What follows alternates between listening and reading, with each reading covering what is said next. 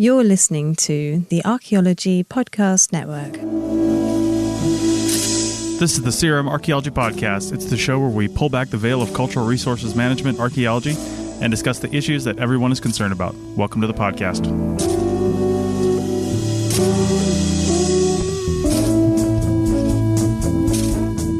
Hello and welcome to the CRM Archaeology Podcast, episode 148 for October 24th, 2018.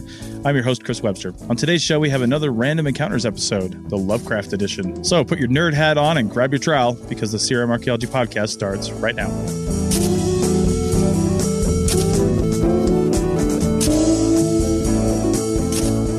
Welcome to the show, everyone. Joining me from Reno today is Sonia in Utah. Hey, how are ya? And East Coast Bill in Maryland, although if Bill White doesn't show up, he'll just be Bill for today. So Bill in Maryland. Hi there. And Stephen in Calgary. Good morning. And Ruckus has already been making some noise, so we'll just introduce Ruckus. And Ruckus in Calgary as well, just in case he decides to join us. Kind of wandered off. Nice. He'll be back, I'm sure, when he gets some FOMO. So when it's my turn to talk, yeah. Yeah, well, it's your turn to talk, of course. All right, so this is my first Random Encounters episode. We'll link to the other two that you guys have done, Bill and Stephen. So, a few times this past few months, whatever, I've had times where I couldn't make the show, and Stephen and Bill stepped in, and a couple times they did this Random Encounters episode. So I'm excited to be able to participate in this rather than just edit and listen. And it's a slightly different version of this as well. So I'm going to throw it over to Bill in Maryland, West Coast Bill, East Coast Bill.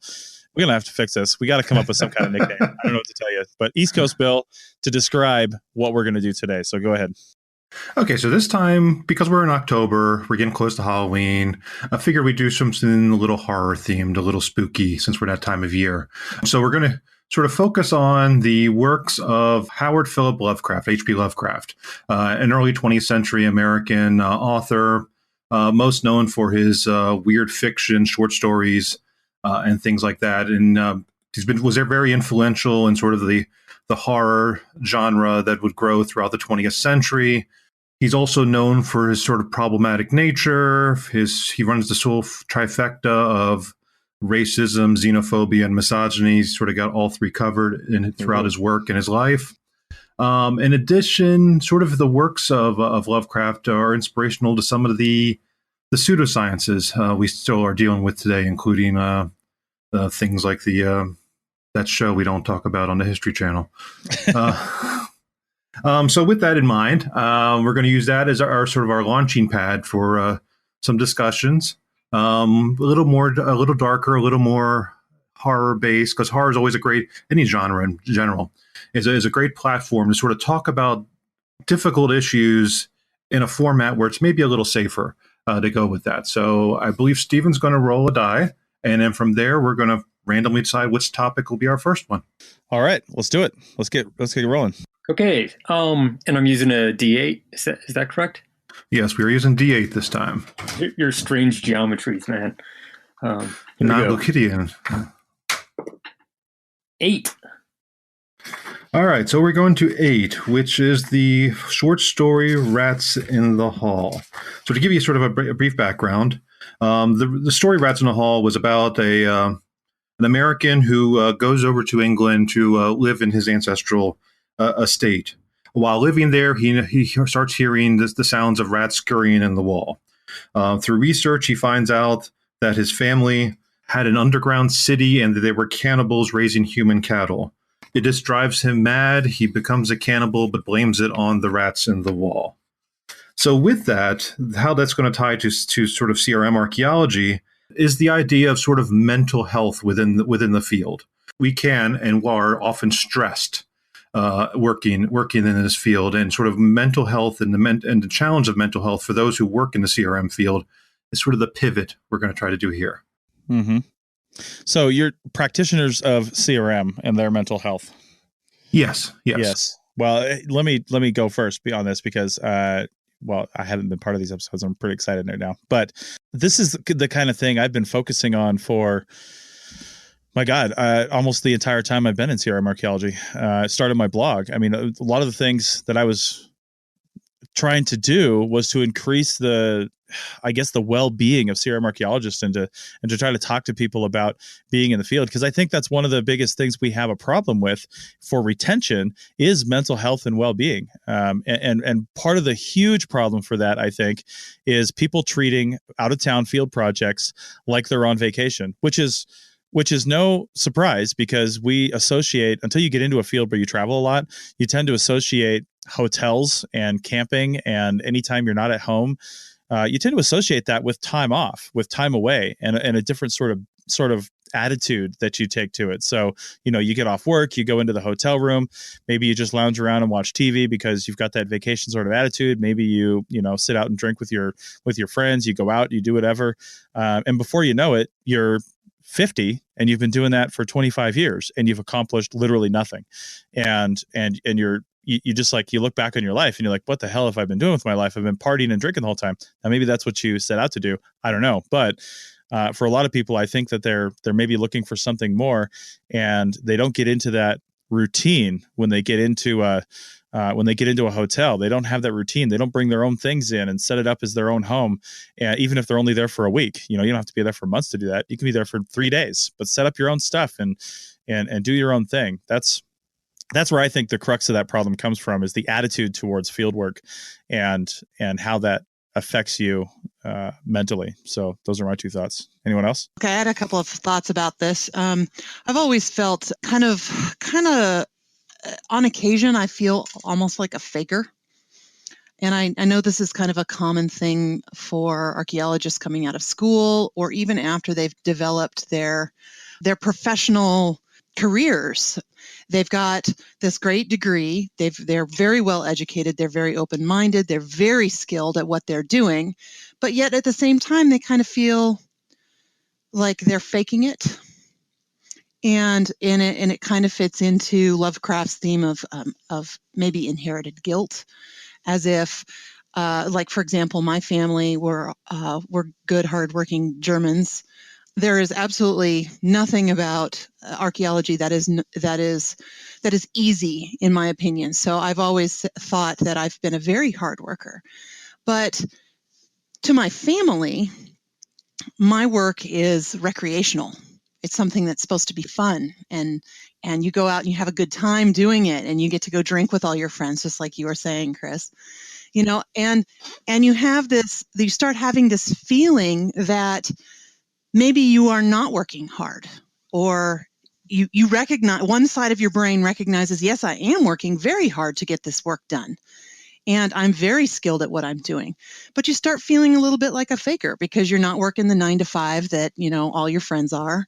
You're going out and you're traveling a lot, unlike most of your friends, unless most of your friends are archaeologists, to be fair. But within my own family, I have this level of guilt on occasion that maybe I am not a good, hardworking German girl, woman, Right. Even though I work my ass off. You know what I mean?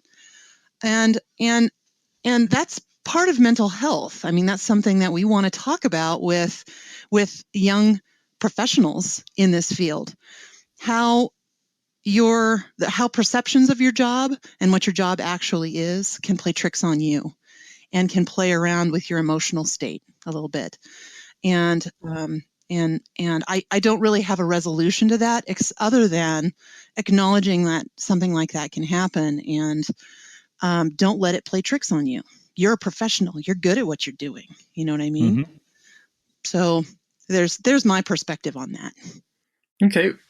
Well, to kind of tie all that together, I think maybe a little bit, I feel like a good portion of the mental health issues involve kind of security, that it's not something we often have, right? Like, we worked real hard in our 20s and 30s, like with the idea that eventually you're going to make it, right? Like, and you're going to have like a permanent job, and maybe things will get a little bit easier, like, because there's a little bit more stability. But that's not really the case. Like, there's that hustle that you have to do never really goes away.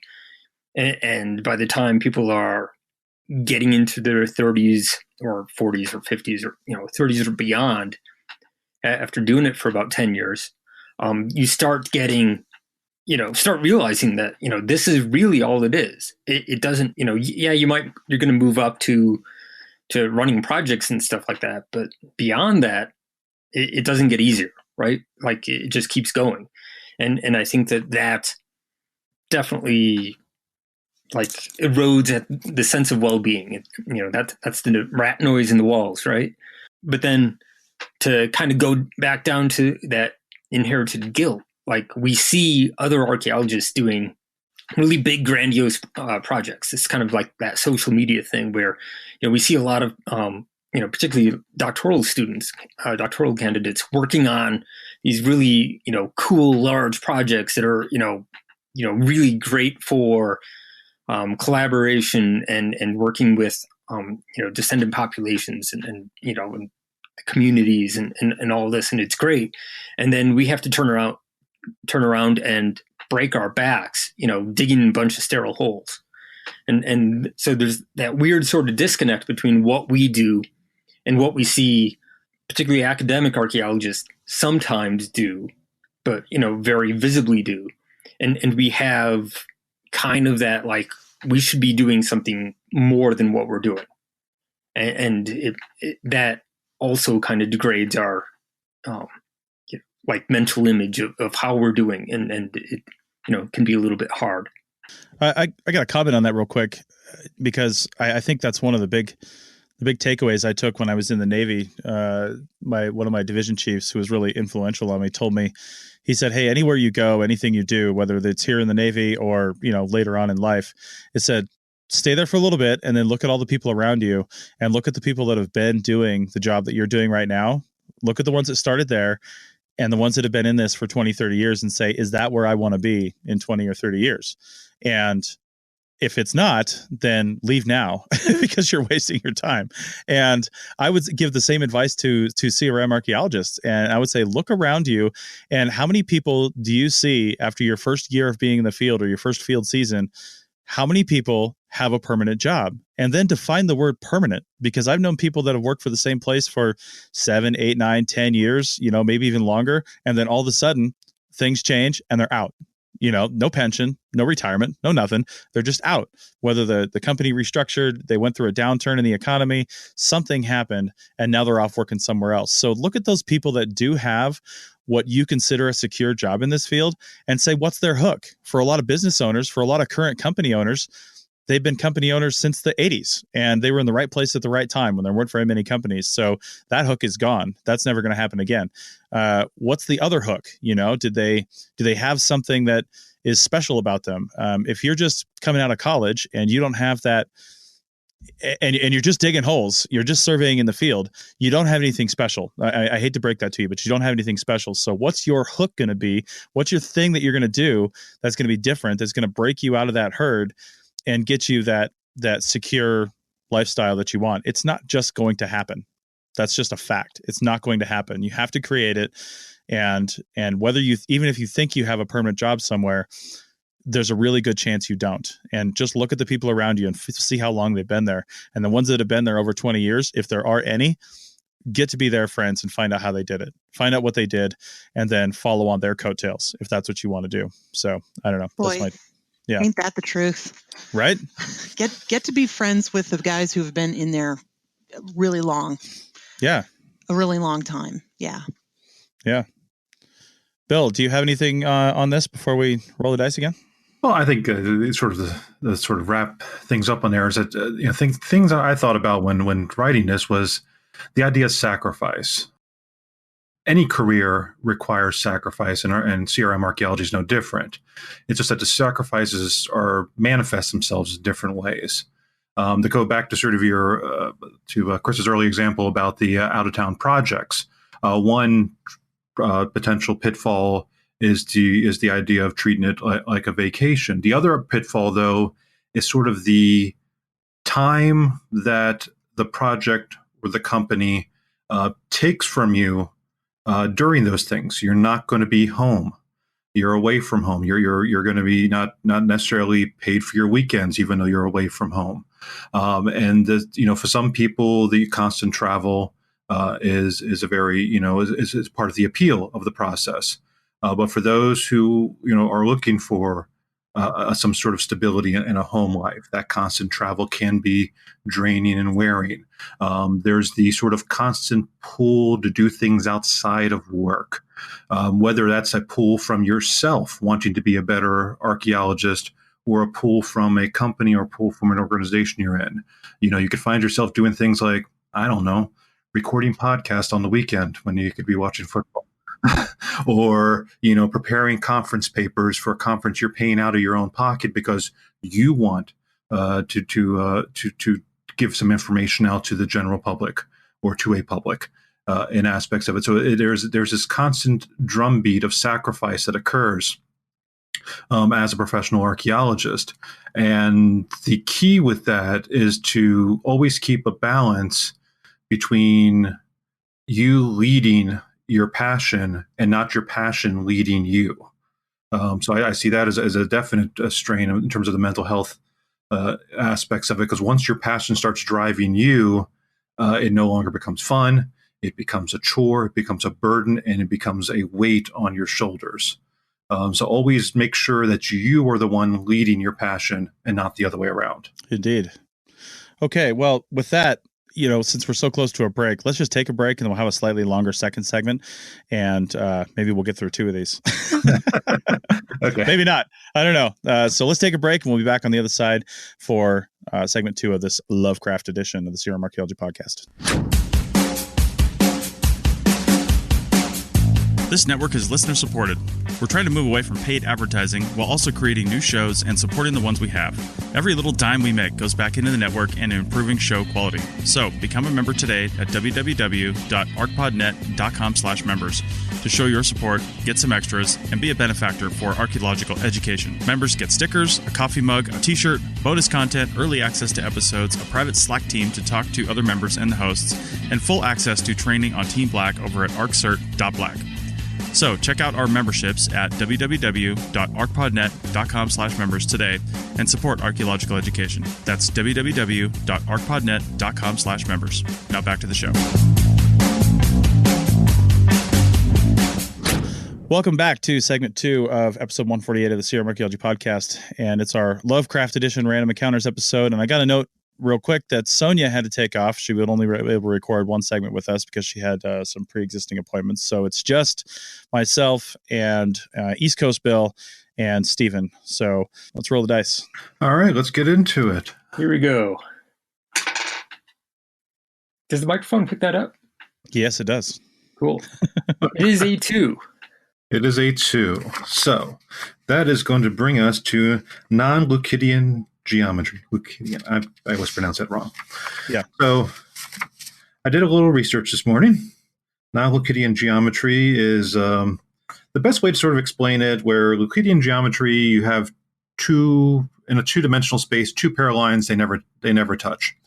In the non-Leucidian space, they can either be hyperbolic, curving away from each other, or elliptic, curving towards each other. In the Lovecraft world, what that means is you're seeing a landscape that shouldn't be. Your visual landscape is off. The world does not look the way it is supposed to. So with that in mind, I thought within the world of CRM archaeology, that sounds a lot like geospatial technologies. Our use of all the different geospatial tools we use to sort of interpret the world, which may not actually look the same way that our physical eyes perceive it. And then maybe any problematic natures that come from sort of looking at a world in a way that's different than how we perceive it. Yeah, thinking about that, where what we think we see, when we're out in the field and we're like recording positive shovel tests or finds, surface finds or whatever, and then we get. We're doing sketch maps and stuff like that. And then we get back to the lab and we start processing the GPS data. And it's like, wow, those are way farther apart than I imagined. Like the way that we perceive the landscape doesn't inherently translate to how it looks on a basically a 2-dimensional map. And it'll be interesting to see how in the future, when we start incorporating more of an immersive technological aspects, augmented reality and stuff like that. If we're actually better able to replicate, what we think we see out in the field, and is it a matter of that, like the GIS and GPS technologies that we're using right now are, fail to capture what's actually there, or is it the other way around, that what we think we're seeing when we're out in the field doesn't actually, isn't actually just borne out in the data, right? Like it just, we're imagining the way that we think the landscape is structured. I mean, I was thinking of that in terms of like when you're out in the field and you're doing, say, like a simple phase 1 survey, you're setting up your grid, you're setting up your transects, and the traditional method is you're pulling tapes and you're using compasses to sort of create your lines, create your transects. And then you shoot all those things into your GPS, and sort of the exact example you're talking about. In the field, everything looks like perfectly straight grid lines. Everything's cool. You upload it and you are wonky and you're moving and so forth. And some of it has to do with the limitations of the technology. There's a buffer, sort of an area for the accuracy, depending on what kind of unit you're using. But I think some of it also has to do with some of the illusions created on a landscape, because most of us don't operate on a perfectly flat plane. There are going to be hills and other sort of terrain features which take away from what we see versus what a machine can perceive it from a top-down perspective. Right. Well, and we could even take it further and to add more of a horror aspect, just the horrors of like the data not being what you think it's going to be when it comes out. And Sony was just talking to that before we started recording. Like what's that point? That point's not labeled, or where your data, it's like you have 3 points with the same name or stuff like that. That's a horrible sinking feeling, or maybe something never got recorded. Yeah, and we're sort of dependent upon the technology now. Like we're no longer sort of using our papers and our measurements to sort of lock us in place. We're relying on these tools, these machines, which we, for the most part, don't have a true understanding of, to sort of guide us in these things. It's it seems true of computers and sort of all technology. We trust them, but we don't understand them, and so when things fail, that creates sort of an uneasiness, a very Lovecraftian feel, as it were, of otherness and cosmic horror and all that kind of good stuff when you're looking at things like that. Yeah, I think that's a good point, Bill, about how when things fail, we don't understand, how to deal with that. And I'm reminded of the article I just read about the Soyuz capsule that took off on its way to the International Space Station and had to abort the takeoff for, I think they're still under investigation. I'm not sure they know what happened just yet, but either way, they ended up with like a 15-minute flight from takeoff to basically crash landing in Kazakhstan versus 6 months on the International Space Station. And the U.S. astronaut who I was reading his article about, he was saying, we trained for this. Almost this exact scenario was one of our training scenarios for the last like 3 years. He's just been going over and over and over and over. And when that started happening, when the shit hit the fan, and they were in this ballistic trajectory mode where they were headed to the ground, they knew what to do. They knew what to expect. It was a little bit different because it was real life, but they knew what to expect. And I don't feel like the training on equipment that we get in CRM is like that. We get this surface level training on equipment, especially what we see as complicated. I mean, anything, let's be honest, more complicated than a pencil or a trowel is frightening to most archaeologists. And, it's this, let's be honest, I'm a techie kind of guy. And when I first got into CRM, I'm looking at a Trimble, I'm looking at a total station going, wow, I really want to learn how to use one of those. But most people on the cruise are like, it's very few people that can use these devices because, they're the ones that have learned to do it.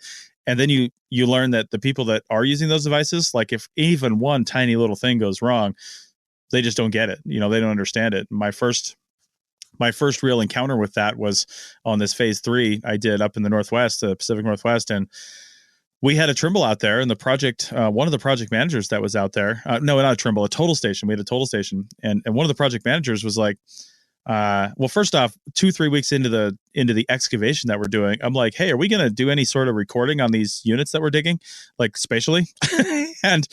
And she said, yeah, there's a total station in the barn there that we were using to store all our stuff on this person's property. I was like, oh, and she's like, yeah, I haven't used that brand before, so I'm not really sure how to set it up. And I was like, oh shit, can I take a look at it? Because I don't know either, but I want to learn.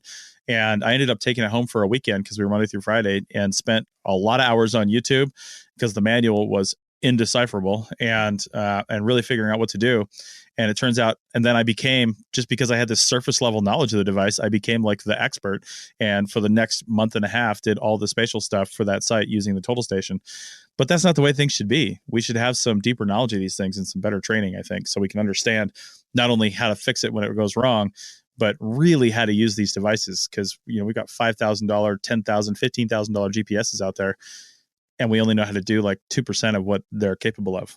So, yeah, no, that's exactly right. Yeah. All right, let's try to get one more in on this segment. All right, Stephen, let's roll the dice. Here we go. 7. Lucky 7. That is going to be The Thing on the Doorstep. So that's another one of these Lovecraftian short stories.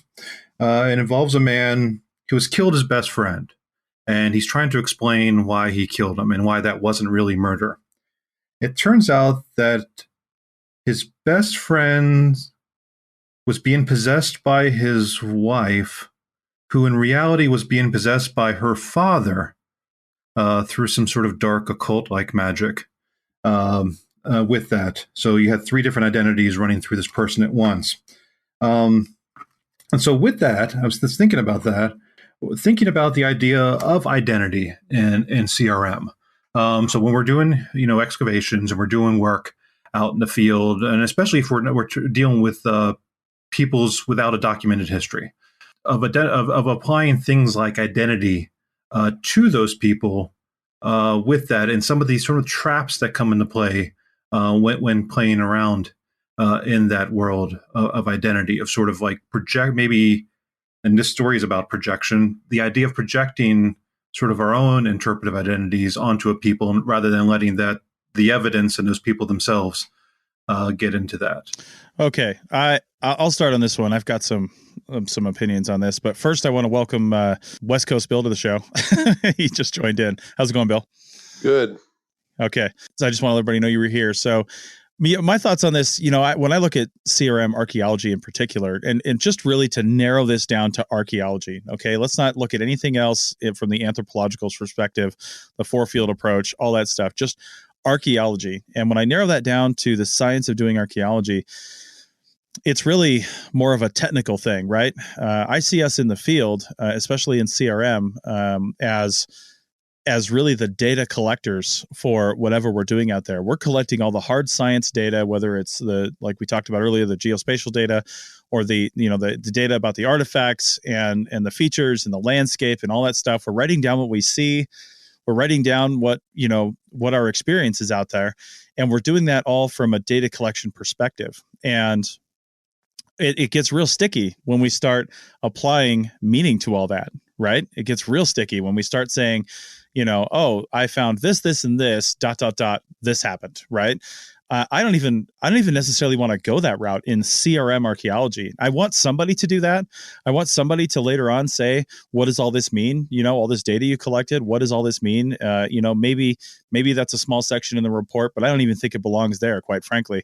I think it belongs in a longer thing that somebody would, maybe a student or some other researcher comes in, collects all this information, and then makes these determinations and using Native American cultural input for the area and gathering all this stuff up. When we try to make those assumptions and we try to make those determinations of identity and what does it all mean in a CRM report where we have 6 hours set aside in the budget to do that, it's just like, it's surface level. It doesn't matter. It doesn't mean anything. It's just, I don't feel like we can do it justice. So I like to focus on the data collection and make sure that is spot on and 100% and the best that we can possibly do.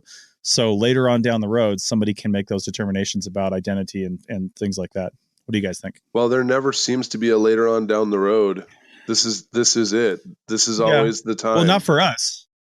Not for us, but that stuff is sitting in a BLM or state agency, file cabinet somewhere. And, we can be optimistic that maybe sometime down the road, somebody will have the time to go look through these things and make those determinations. Yeah. I mean, especially in historic archaeology, historic sites, there's almost a pressure to go forward and to get this information. When you have certain clients and agencies, where just presenting the technical data doesn't work when there's a library, a history to an area. You're supposed to do the analysis of incorporating your findings into that existing history.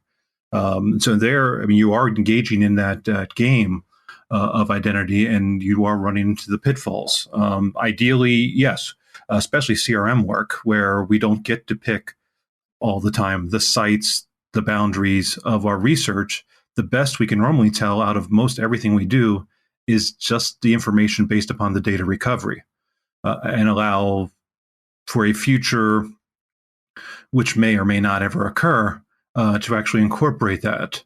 I'm thinking of our past episode on synthesis, where we collect the data and then maybe let a synthesis analysis sort of take broader meanings out of there.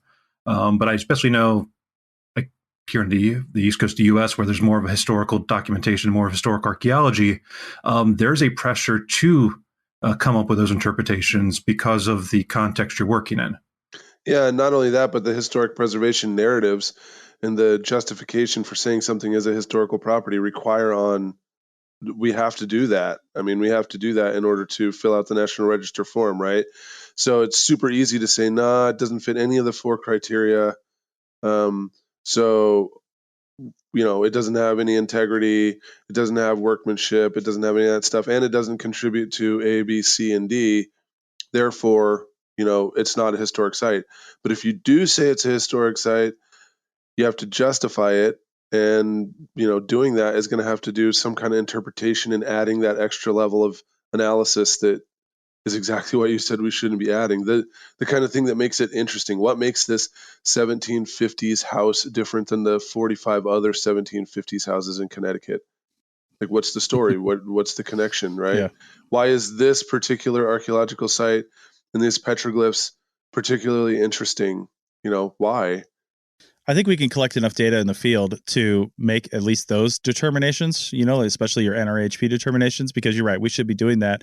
We're the front line. We're the ones that were out there and we saw it. And in the case of CRM in the West Coast, maybe the site was destroyed after we saw it. Who knows? Unless our recommendation suggested otherwise. But, I'm proposing a little more of a radical shift. And let's just take the BLM as an example here in Nevada, because, most of Nevada is BLM land. So a lot of it, we have to deal with that. But let's just take that as an example. So if we removed the section of the report in the billing where it says, hey, come up with, what does it all mean section. And then periodically the BLM used those funds to pool them all together and to hire somebody in a separate project to say, hey, let's do a synthesis of the last year's reports on this valley, this area, and see what we can come up with, rather than each company doing it on their own for a 200-acre survey or even a 2,000-acre survey. What can we really even say about that small of an area to begin with? And Stephen, I think you had your hand up first. Yeah. Well, the problem with that is that in order to do like a synthesis that easily based off of bringing in all the reports and stuff like that, has to be built upon basically a common framework. And I think to bring it back to that thing on the doorstep, we have established frameworks that we categorize data in. Without getting too interpretive about what our particular sites are, we still go through a system of categorization. Yeah. We're just assign things to categories and types, and it's like, well, this is, such and such phase, this is such and such focus, whatever. But that's when East Coast Bill was talking, reading off the description. That's kind of what was going through my head for this segment, is that we tend to, shove things into a pre-existing identity that we've established probably 30 to 40, 50 years ago, without regard for, like, are those still valid? That how those identities and categories and types, are reflect actual, the previous land use and stuff like that. That's where the fall down is that, we're projecting, our scientific identities onto things that, aren't necessarily meant to work with. I got another suggestion that's kind of radical. Why don't we just hire the people from those cultures to be archaeologists with us? I mean, that in certain places wherever I've been, that's a lot of times been the kicker. I remember a couple of projects I ended up being part of while I worked at Arizona that were kind of doing exactly that. A CRM company had gone by and they had only focused on the data and they had only recorded what TP rings they could see. And then there was this entire universe of stuff that you couldn't really see unless you had the traditional cultural knowledge or you were from the Blackfeet tribe. And so as a result, when they did finally knuckle down and hire some native monitors, the monitors were asking, why are you driving drill rigs through these, archaeological sites? And they were saying, well, it's not on the map. The archaeologist already found all the sites. And they're saying, well, look right here. Here's the rings and there's the rock formation and there it all is. And so when that all came, to the awareness of the tribe, the government agency ended up having to send out a whole nother contract to do exactly what you were saying, to have them go out there and interpret these things with the knowledge of actually being native in that area and preventing another DAPL from happening. So they had, consultants that were well aware. If they had hired those same young people who identified that stuff, it would have been too bad. The elders would not have come out, but also they wouldn't have had to sacrifice their whole cultural knowledge because the young people would have shown them where all these extra sites were at, and they would have been on the map, and then they could have avoided them, right? And it happens with all kinds of communities too, when you are just making these decisions for folks, and then even thinking that you're the good guy by going and asking them, hey, can you guys tell me all your cultural secrets so I can put it in my report real fast? How about just hiring those people to be the CRM people to help you so that you don't end up, screwing this up? The Secretary of Interior Standards doesn't say in, every single project that every person out there has to meet the Secretary of Interior Standards.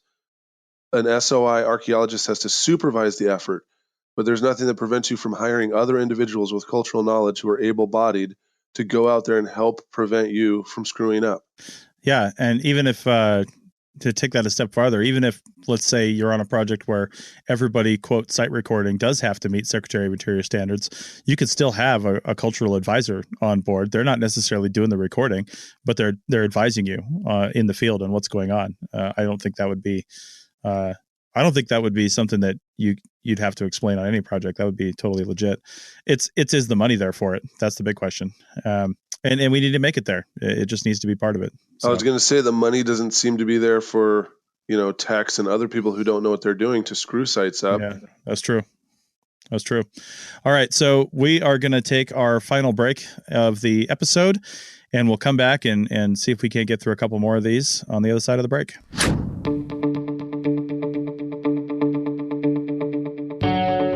Hey, podcast fans and digital archaeologists. Have you heard about WildNote? It's a data collection app that works online or offline on your smartphone or tablet, iOS or Android. It allows you to collect field data easily, manage data efficiently, and generate data reports and site records effortlessly. We have a growing list of state site forms built in for your use and some generic forms that will work anywhere. Check out the shovel testing and photograph forms. You can get a free all-access 30-day trial today by going to wildnoteapp.com. That's wildnoteapp.com for your free 30-day trial.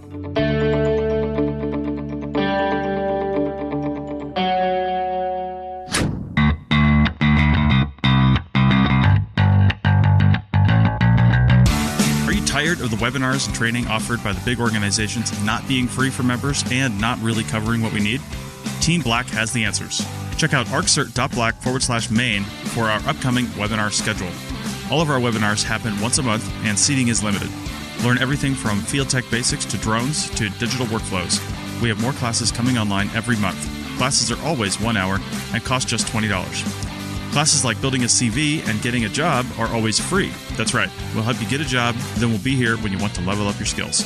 If you are a professional subscriber to the APN at arcpodnet.com/members, then you get all of Team Black's offerings for free as part of your membership. We have Team Black memberships coming that will give the same for the APN. So $20 a month gets you all the APN swag and extras, plus free training from Team Black. So check out arccert.black for more information and level up your skill set today. That's arccert.black. Now back to the show.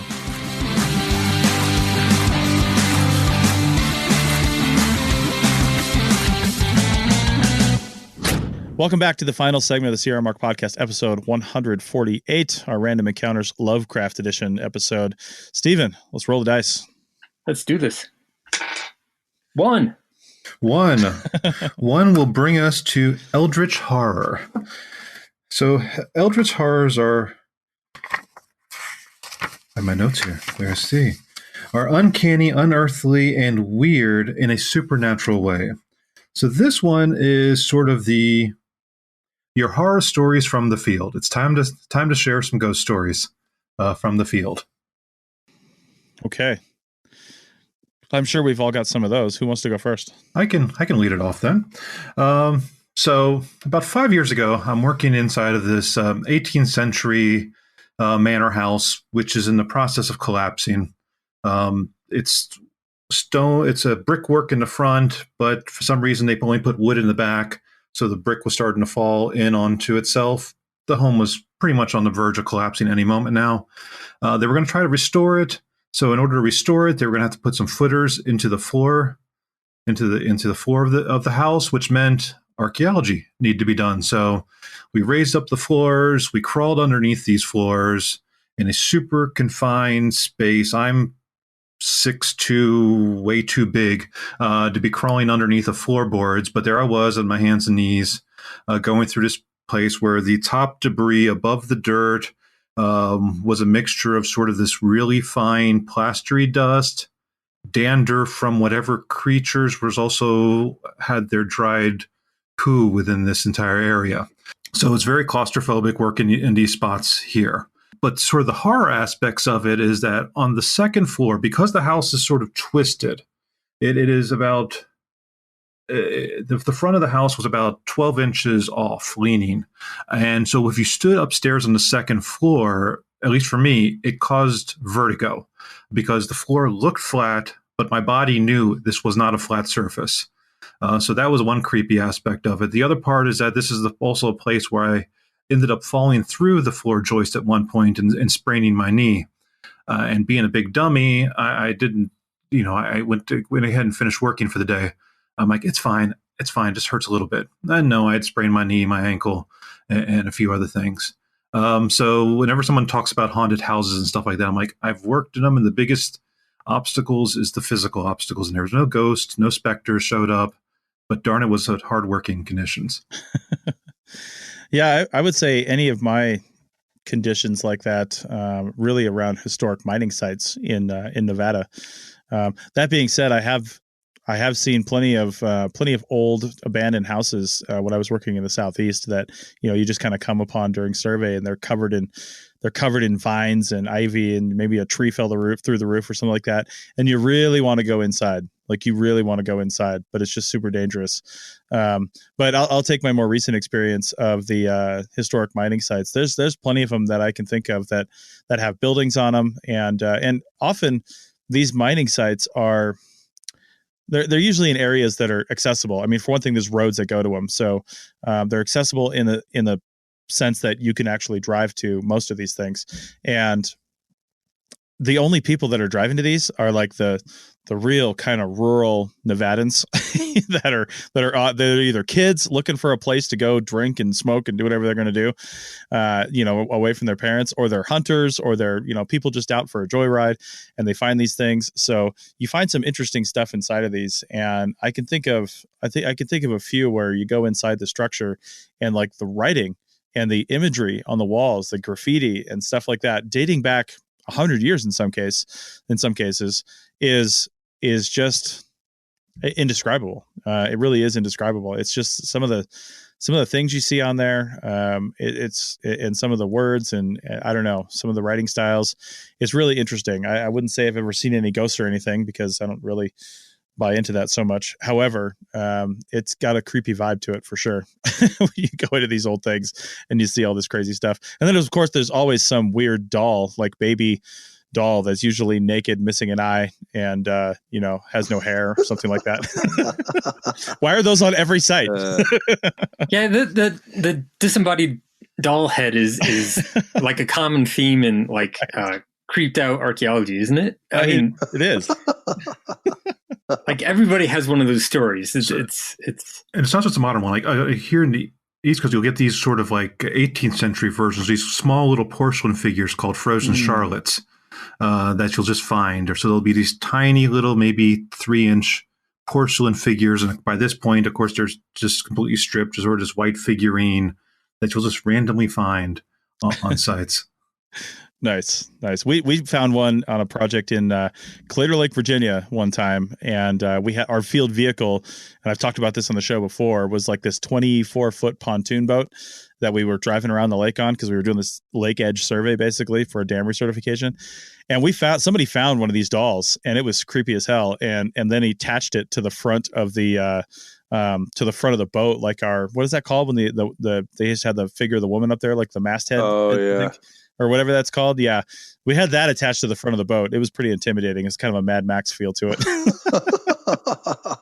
I think following along, I have not had actual ghosts show up, but I remember a lot of the weirdest stuff that I ever encountered in the field happened in Washington, because back when I worked there, a lot of times they were building new subdivisions and stuff. So there were these lots that had been logged over a couple times, and then they're overgrown with blackberries that then sometimes people had taken up, residence. So they had different camps of, homeless people or whatever in there, or, meth labs and stuff in the blackberries.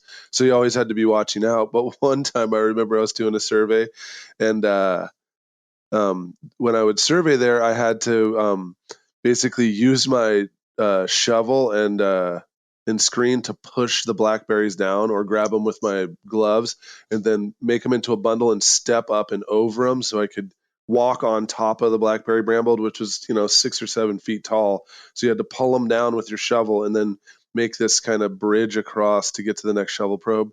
So anyway, I remember I was doing that, and I heard a rustling or something behind me, and I turned around, and I don't know, I think it was a squirrel, or not a squirrel, like a raccoon or a deer or something that was running through the brush. So the guy that was behind me, I was like, "Hey man, did you see that?" And he's like, "Yeah, what was it?" And we couldn't figure out what it was. And then I looked up, and all over this tree, over his head, was this red children's dress, like a dress that was on a zip line or something like that, that was like 30 something feet over this guy's head. And I was looking up, like, why is this headless stuffed red children's girl's dress hanging from a steel wire up above this guy's head? I never figured out why, but there was just this swinging dress that was filled with, cotton or whatever, so that it looked like it was an actual ghost flying in the air. That's pretty creepy. Yeah. All right. Let's try to get one more in before we end the show. Stephen. Okay, here we go. 5. 5, 5, 5. That brings us to The Horror of Red Hook. One of Lovecraft's more infamous short stories. So The Horror of Red Hook takes place in the Red Hook neighborhood of Brooklyn, New York, in the early 20th century. It is most known, it's a story about gangs, cults, the occult underbelly of the city, crime, and so forth like that. But it's really most known, not most known nowadays for, but definitely nowadays known for its sort of xenophobia and racism. I do one little quote here that Lovecraft wrote in a letter to a fellow author, Clark Ashton Smith, to sort of set the stage for the story. The idea that black magic exists in secret today, or that hellish antique rites still exist in obscurity and is one that I have used and shall use again. When you see my new Vissel or story, The Hard Red Hook, you will see what use I make of it, of the idea in connection with the gangs and youth and gangs of young loafers and herds of evil-looking foreigners that one sees everywhere in New York. This is a story written in sort of a brief time when he was married to a Sonia Green in 1924, leaving his beloved Providence, Rhode Island, making it to the big city, finding it terrifying, and then going back home to Providence, getting divorced, and staying there for the rest of his life. So with CRM, what I was thinking of is the ideas of racism, to be frank, both sort of within the field of CRM archaeology, and also within the subjects and pressures on there. I'm thinking specifically of things like if you've gone to an archaeological conference and you see the demographics in there, it seems to be, in most places, generally homogenous. There are certain pressures, especially if you're working for certain clients of foundations and so forth, where the ideology of certain groups will be pressured in terms of your finds. I'm thinking like historically here in the East Coast when it comes in terms of things like slavery, but it also is in place in terms of Native American populations. Same is true on Japanese internment camps, or just the archaeology of the Chinese diaspora on the West Coast. These are all very touchy topics where there are pressures sometimes on us. We step in sort of into a minefield on that. So any thoughts on that? Or we could always pivot to urban archaeology, since this takes place in New York. Yeah, I've got some. Nothing like no really good anecdotes, but it does make me think about how a lot of times the agencies and the funding audience, so let's call them that, but basically the clients and the agencies and stuff like that, they don't want what they want is a happy history. They don't want like the idea that things weren't always great, or that maybe our ancestral groups or these people's ancestral groups didn't always do nice things. And it's not a really easy thing to deal with when you have clients who are like, agencies who are like, oh no, segregation, was never really a thing, or it was a thing, ha ha ha, and they try to laugh it off. Dealing with that is kind of the, so I guess I'm pivoting a little bit, because I'm talking less about the cities and stuff like that. I'm thinking in terms of more of Lovecraft's story and how he perceived stuff, and how we as readers of Lovecraft are now like, well, awfully racist, and some people still kind of try to laugh that part off, but those things still are things, and I don't think we serve anybody by not addressing it when it's part of the culturals that we're dealing with. Yeah, I think you're exactly right when you mentioned that there's an effort to create a certain kind of narrative. So a lot of people want. Well, I guess I won't name individual races, but I think we all know who is doing most of the archaeology and who's actually kind of in charge of our contracts and stuff like that.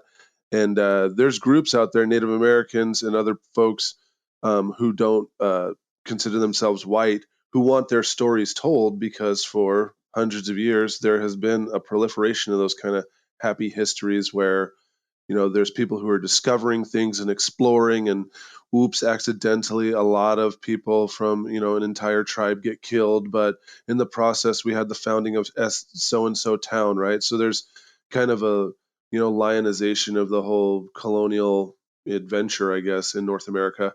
But there's also a total reluctance to embrace any of those uncomfortable situations.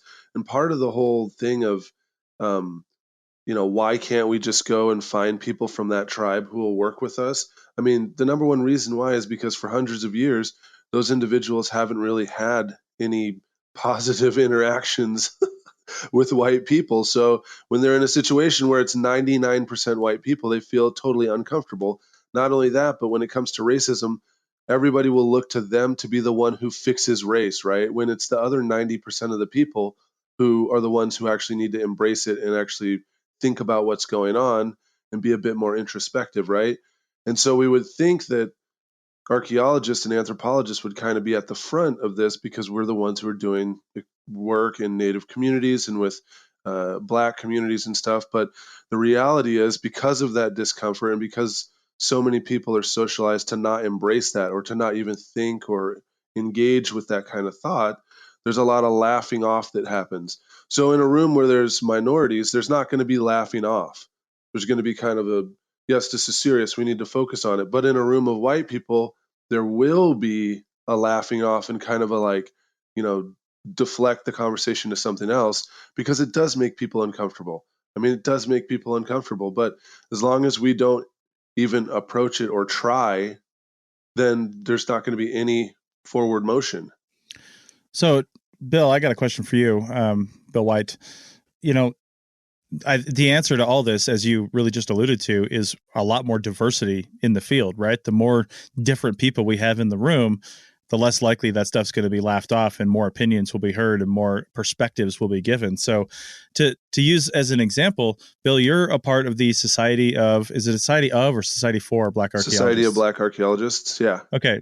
So everybody knows that creating a society of white archaeologists would be a really bad idea, yeah. Right? So I thought it was called the SAA. No, I'm just joking. I'm joking. You're totally right. I'm a member of the SAA. Wait, that doesn't stand for Society of Anglo Archaeologists? I don't know. I'm a member of it. I didn't know that.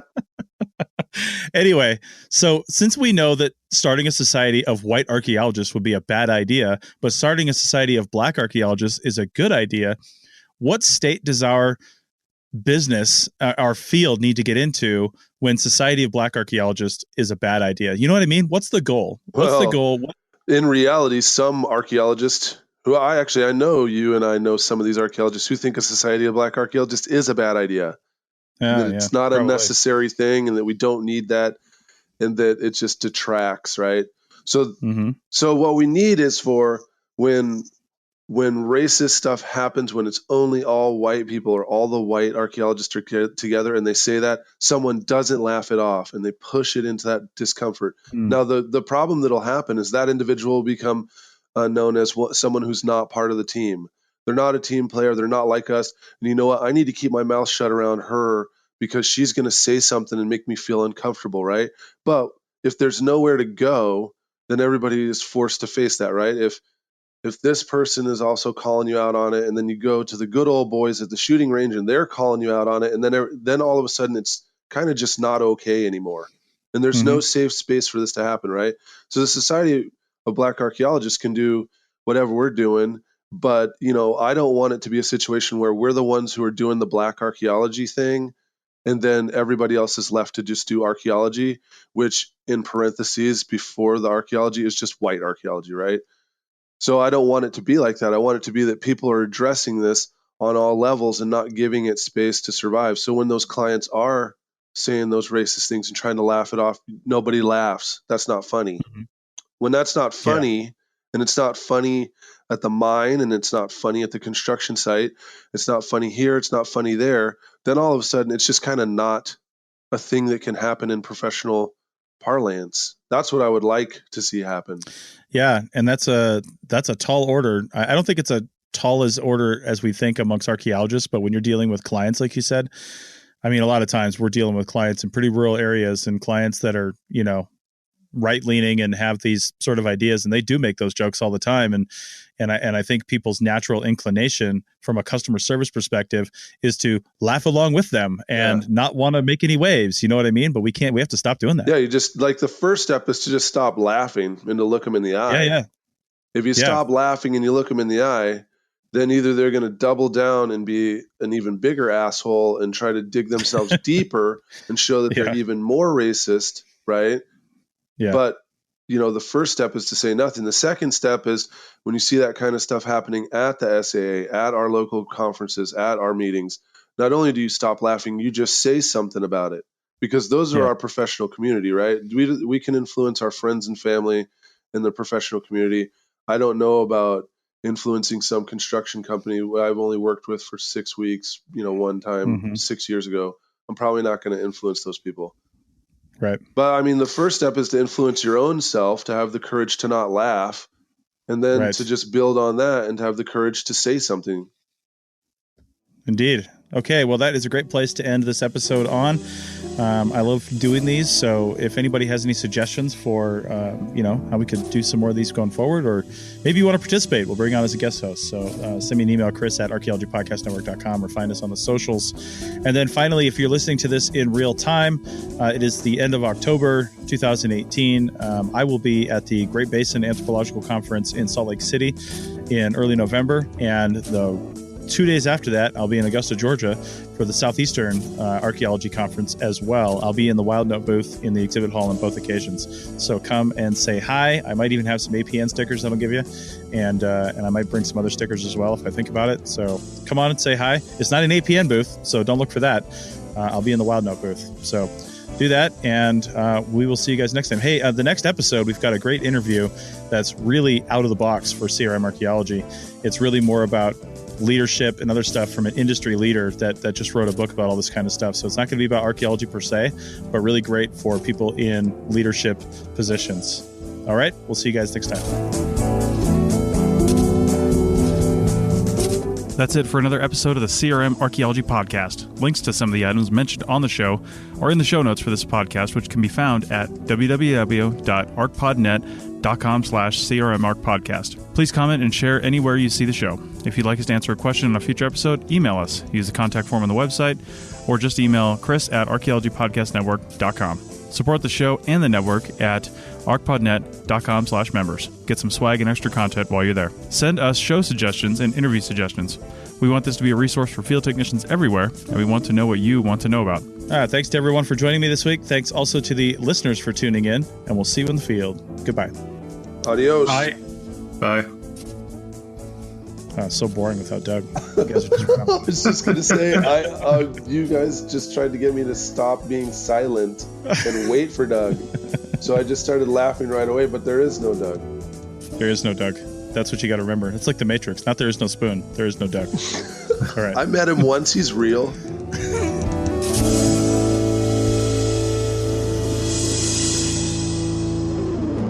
This show is produced and recorded by the Archaeology Podcast Network, Chris Webster and Tristan Boyle, in Reno, Nevada, at the Reno Collective. This has been a presentation of the Archaeology Podcast Network. Visit us on the web for show notes and other podcasts at www.arcpodnet.com. Contact us at chris@archaeologypodcastnetwork.com. Thanks again for listening to this episode and for supporting the Archaeology Podcast Network. If you want these shows to keep going, consider becoming a member for just $7.99 US a month.